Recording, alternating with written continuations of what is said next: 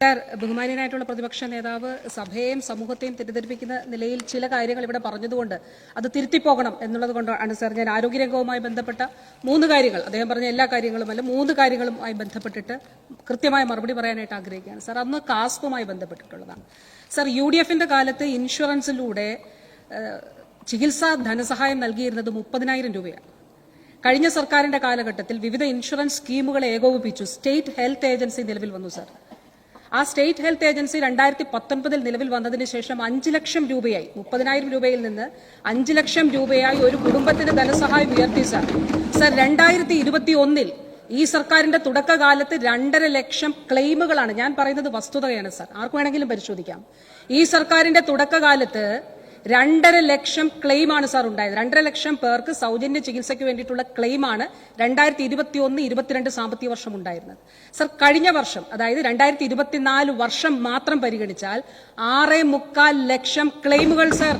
അത്രയും ക്ലെയിമുകളാണ് നമുക്ക് ലഭിച്ചിരിക്കുന്നത്, നമ്മൾ കൊടുത്തു തീർത്തിട്ടുള്ളത്. അപ്പൊ 3 ഇരട്ടിയിലധികം വർധന സൗജന്യ ചികിത്സയിൽ സംസ്ഥാനത്തുണ്ടായി. ബഹുമാനപ്പെട്ട പ്രതിപക്ഷ നേതാവ് പറഞ്ഞു കാസ്പിൽ പുതിയ ആളുകളെ ചേർക്കുന്നില്ല. ആരാണ് സാർ ചേർക്കാത്തത്? കേന്ദ്ര സർക്കാരാണ്.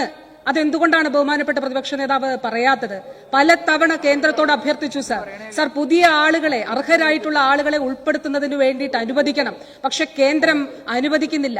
ഇനി രാജ്യത്ത് ഏറ്റവും കൂടുതൽ സൗജന്യ ചികിത്സ നൽകുന്ന സംസ്ഥാനം കേരളമാണ് സാർ. 1,600 കോടി രൂപയാണ് ഓരോ വർഷവും നൽകുന്നത്. അതിൽ നമ്മൾ പറയുന്നതല്ല, കേന്ദ്ര സർക്കാർ ഇതിന്റെ 1ാം സ്ഥാനത്തിന്റെ ഒരു സർട്ടിഫിക്കറ്റ് കേരളത്തിന് കഴിഞ്ഞ 3 വർഷമായിട്ട് തുടർച്ചയായിട്ട് നൽകുകയാണ് സാർ. 1,600 കോടി രൂപ സംസ്ഥാന സർക്കാർ നൽകുന്നു. അവിടെ കേന്ദ്ര സർക്കാർ നൽകുന്ന തുക എത്രയാണെന്ന് കൂടി നമ്മൾ പരിശോധിക്കണം. കേന്ദ്ര സർക്കാർ നൽകുന്ന തുക 130 കോടിക്കും 150 കോടിക്കും ഇടയിലാണ്. അതായത് 8-9% താഴെ മാത്രമാണ് സാർ കേന്ദ്ര സർക്കാർ നൽകുന്ന അവരുടെ വിഹിതമായിട്ട് അവർ നൽകുന്നത്. അപ്പൊ ഈ നിലയിൽ മുന്നോട്ട് കൊണ്ടുപോകുന്നതിനാണ് ശ്രമിക്കുന്നത് സാർ. അതുപോലെ KMCLുമായി ബന്ധപ്പെട്ടിട്ടുള്ള കാര്യം ബഹുമാനപ്പെട്ട പ്രതിപക്ഷ നേതാവ് ഇവിടെ പറഞ്ഞു സാർ. KMCLും ഞാൻ ബഹുമാനപ്പെട്ട പ്രതിപക്ഷ നേതാവിനെ KMCLയുടെ പ്രൊസീജിയർ എങ്ങനെയാണ് എന്ന് കാണുന്നതിന് ക്ഷണിക്കുകയാണ്. വിനയപൂർവ്വം ഞാൻ ക്ഷണിക്കുന്നു സാർ. സാർ, KMCL കേരളം മാത്രം ക്വാളിറ്റി അഷ്വർ ചെയ്തുകൊണ്ടാണ് സാർ നമ്മൾ മരുന്നുകൾ വാങ്ങിക്കുന്നത്. ഇനി അങ്ങനെ വാങ്ങിക്കുന്ന, അതായത് കേന്ദ്ര ഡ്രഗ്സ് കൺട്രോളർ അംഗീകരിച്ചിട്ടുള്ള ക്വാളിറ്റി സ്റ്റാൻഡേർഡ്സ് പ്രകാരം കടന്നുവരുന്ന മരുന്നുകൾ മാത്രമാണ് വാങ്ങിക്കുന്നത് എന്ന് ഉറപ്പാക്കുന്ന സംസ്ഥാനമാണ് സാർ KMCL. അത് ആ രീതിയിലാണ് മരുന്ന് പ്രൊക്യൂർ ചെയ്യുന്നത്. ബഹുമാനപ്പെട്ട അംഗം പറഞ്ഞു കൊല്ലത്ത് ഇൻസുലിൻ ഇല്ല. 60,000 വയൽ ഇൻസുലിൻ ഇപ്പോൾ കൊല്ലത്തുണ്ട്. ഞാൻ രാവിലെ ചെക്ക് ചെയ്തതാണ് സാർ. അതുപോലെ എറണാകുളത്ത് ആന്റിബയോട്ടിക്സ് ഇല്ല എന്ന് പറഞ്ഞു. ആന്റിബയോട്ടിക്സ് ഉണ്ട് സാർ. കോഴിക്കോട് മെഡിക്കൽ കോളേജിൽ ഒരു പ്രശ്നം താൽക്കാലികമായി ഉണ്ടായി സാർ. ആ താൽക്കാലികമായി ഉണ്ടായിട്ടുള്ള പ്രശ്നം എന്തുകൊണ്ടുണ്ടായതാണ്? സംസ്ഥാനത്ത് ഏറ്റവും കൂടുതൽ സൗജന്യ ചികിത്സ നൽകുന്ന മെഡിക്കൽ കോളേജ് കോഴിക്കോട് മെഡിക്കൽ കോളേജാണ്. ഈ സർക്കാരിന്റെ തുടക്കകാലത്ത് ഒരു ഉദാഹരണം മാത്രം പറയാം, ഞാൻ എല്ലാ സ്കീമുകളും എടുത്തു പോകുന്നില്ല. ഈ സർക്കാരിന്റെ തുടക്കകാലത്ത് 8,000 ഡയാലിസിസ് ആണ് കോഴിക്കോട് മെഡിക്കൽ കോളേജിൽ ഫ്രീ ആയിട്ട് ചെയ്തിരുന്നത്. ഇന്ന് സാർ 21,000 ഡയാലിസിസ് ആണ് അവിടെ ചെയ്യുന്നത്. അപ്പൊ 2 രീതിയിലാണ് സാർ. KMCLയുടെ നോർമൽ സപ്ലൈ ചെയിനിൽ എല്ലാ മരുന്നുകളും ഉണ്ട് എന്നുള്ളത് സ്റ്റേറ്റ് എൻഷുർ ചെയ്യുന്നുണ്ട്. പക്ഷെ ഇങ്ങനെയുള്ള ചില സ്കീമുകളിൽ ലോക്കലായിട്ടുള്ള പ്രൊക്യൂർമെന്റ് നടക്കുന്നുണ്ട് കോഴിക്കോട് മെഡിക്കൽ കോളേജ് HDCയുടെ ഫണ്ട് വഴി. അപ്പൊ ഇത്രയും അധികം വർധന ഉണ്ടായ ഒരു സാഹചര്യത്തിൽ ലോക്കൽ പ്രൊക്യൂർമെന്റിന് മെഡിക്കൽ കോളേജ് എന്നുള്ള നിലയിൽ അവർക്ക് സാധിക്കാതെ വന്ന ഒരു സാഹചര്യത്തിൽ സ്റ്റേറ്റ് ഇടപെട്ടുകൊണ്ട് കാരുണ്യ വഴി ആ മരുന്ന് താൽക്കാലികമായിട്ടുള്ള ഒരു പ്രശ്നം പരിഹരിക്കുന്നതിന് വേണ്ടി സർക്കാർ ഇടപെട്ടിട്ടുണ്ട്. അത് പരിഹരിച്ചു പോരുന്നുമുണ്ട് സാർ. അതോടൊപ്പം ഒരു കാര്യം കൂടി, അത് CAG-യുമായി ബന്ധപ്പെട്ടിട്ടുള്ള കാര്യമാണ് സാർ.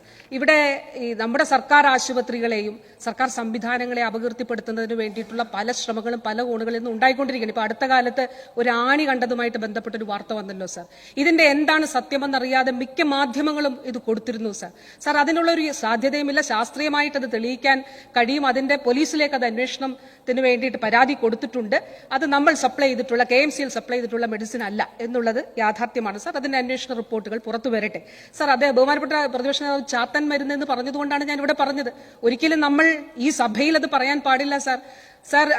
KMCL നൽകുന്ന മരുന്നുകൾ, അതാണ് ഞാൻ പറഞ്ഞത്, ക്വാളിറ്റി അഷ്വർ ചെയ്തിട്ടുള്ള മെഡിസിൻസ് ആണ് നൽകുന്നത്. CAG-യുടെ റിപ്പോർട്ടുമായി ബന്ധപ്പെട്ടിട്ട് സാർ ഇവിടെ പറഞ്ഞത്, ആ പറഞ്ഞ കാലഘട്ടത്തിൽ എക്സ്പയറി ഡേറ്റ് കഴിഞ്ഞ മരുന്ന് നൽകി എന്നുള്ളതാണ്. അവർ ഡ്രാഫ്റ്റ് റിപ്പോർട്ട് വന്നപ്പോഴും സാർ ഈ കാര്യം പരാമർശിച്ചിരുന്നു. കൃത്യമായിട്ടുള്ള മറുപടി നൽകിയിരുന്നു സാർ. കേരളം പോലൊരു സംസ്ഥാനത്ത് ആ നിലയിലുള്ള, അത് ബഹുമാനപ്പെട്ട അംഗത്തിനും അറിയാവുന്ന കാര്യമാണ്, നമ്മുടെ സർക്കാർ ആശുപത്രികളിൽ നമ്മുടെ ആരോഗ്യ പ്രവർത്തകർ ആ നിലയിലുള്ള എക്സ്പയറി ഡേറ്റ് കഴിഞ്ഞിട്ടുള്ള മരുന്ന് നൽകിയിട്ടില്ല. ഇക്കാര്യം CAG അറിയിച്ചതാണ്. പക്ഷെ അവരുടെ ഫൈനൽ ഇതിൽ അങ്ങനെ അങ്ങനെ തന്നെ വന്നു എന്നുള്ളതാണ് നമ്മൾ കാണുന്നത്. ഇതിലൊരു കാര്യം കൂടെയുണ്ട് സർ PP കിറ്റുമായി ബന്ധപ്പെട്ടിട്ടുള്ള കാര്യം പറഞ്ഞു സർ. കേരളത്തെ സംബന്ധിച്ചിടത്തോളം നമുക്കറിയാം, ആ കാലഘട്ടത്തിൽ മഹാമാരി കൊടുമ്പിരി കൊണ്ട് നിൽക്കുന്ന ഒരു കാലഘട്ടത്തിൽ ആഗോളതലത്തിൽ PP കിറ്റിനും മറ്റും എല്ലാ സാമഗ്രികൾക്കും ദൗർലഭ്യം നേരിട്ടുള്ള ഒരു കാലഘട്ടത്തിൽ എങ്ങനെയും PP കിറ്റുകൾ അത് വാങ്ങണം, ഗ്ലൗസ് ഉൾപ്പെടെ വാങ്ങി അത് സംഭരിക്കുന്നതിന് വേണ്ടിയിട്ടാണ് സർ സംസ്ഥാന സർക്കാർ ശ്രമിച്ചിട്ടുള്ളത്. സർ, നമ്മുടെ നഴ്സസ്, നമ്മുടെ ആരോഗ്യ പ്രവർത്തകർ, നമ്മുടെ ഡോക്ടേഴ്സ്, അതോടൊപ്പം ഫീൽഡിൽ പ്രവർത്തിക്കുന്നവർ, സർ, മൃതദേഹം അടക്കം ചെയ്യാൻ പോലും ആളില്ലാതിരുന്ന ഒരു കാലഘട്ടത്തിലാണ് അതിനെക്കുറിച്ചാണ് സംസാരിക്കുന്നത് എന്നുള്ളത് ഓർക്കണം സർ.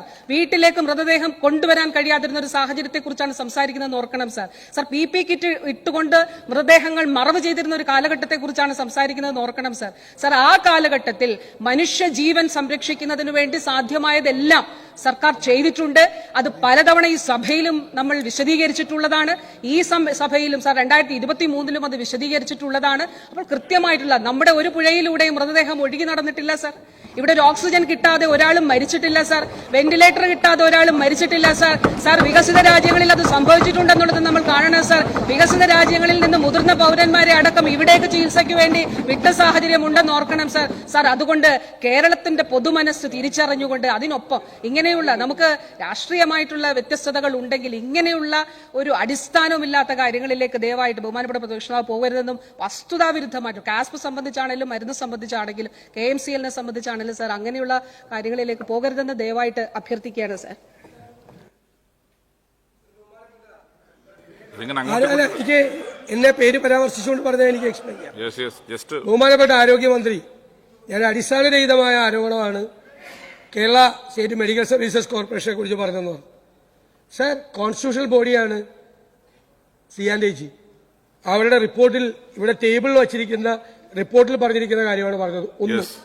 രണ്ട് ഞാനിവിടെ നിങ്ങളുടെ മെഡിക്കൽ സർവീസസ് കോർപ്പറേഷനിൽ നിന്ന് നിങ്ങളുടെ ലെറ്ററാണ്, കോർപ്പറേഷന്റെ ലെറ്ററാണ് ഞാനിവിടെ ഹാജരാക്കിയത് സഭയിൽ.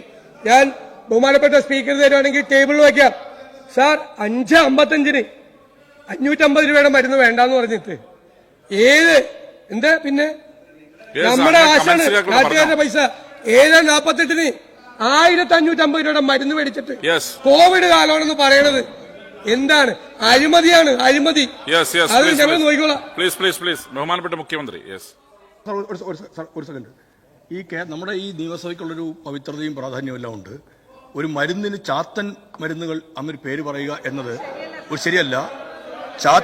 ചാത്തൻ പൂട്ടാൻ പോകട്ടെ, ചാക്കോ നാട് ഭരിക്കട്ടെ എന്ന് വിമോചന സമരകാലത്ത് ഉയർന്ന മുദ്രാവാക്യമാണ്.